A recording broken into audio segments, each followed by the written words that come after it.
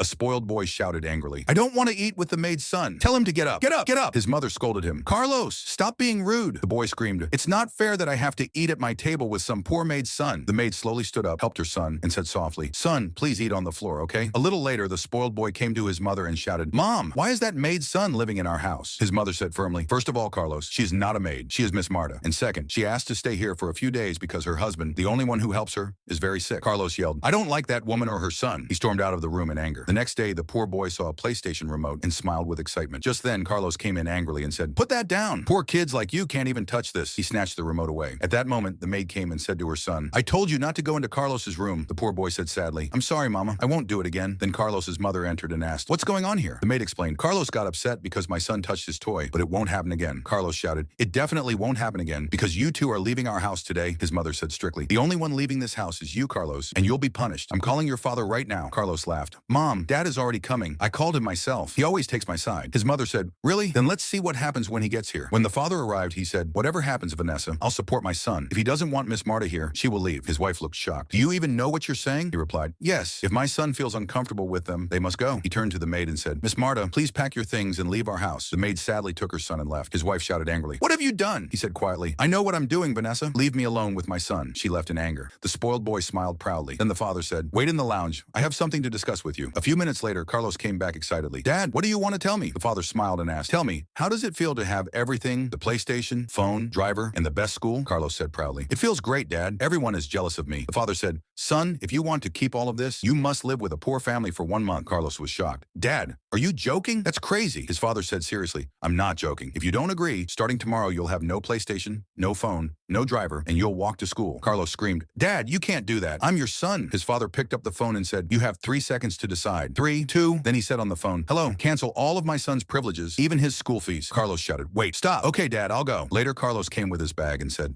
"I'm ready." His father said, "Leave your bag here." Carlos looked confused. "And what will I wear?" His father said, "Maybe the children there will share their clothes with you." Then he took Carlos to a small house. Carlos was surprised. "Dad, that's the maid." His father said, "She's not your maid anymore. She never was. This is Miss Marta, the best person to take care of you." The father left Carlos there. Miss Marta took him inside. Carlos looked around and asked, "Is this my room?" She smiled and said, "No, Carlos, this is our only room. We all sleep here on this one bed." The poor boy gave him some clothes. At first, Carlos felt shy to wear them, and sharing one blanket on one bed was very hard for him, but slowly he started learning. Time passed, and the spoiled boy changed into a kind, humble person. When his father came to pick him up, Carlos hugged him tightly. He said sorry to Miss Marta and her son from his heart. Then he said to his dad, "I promise from now on, I'll always be a good boy." If you like this story, please like and share the video, and don't forget to subscribe to our channel.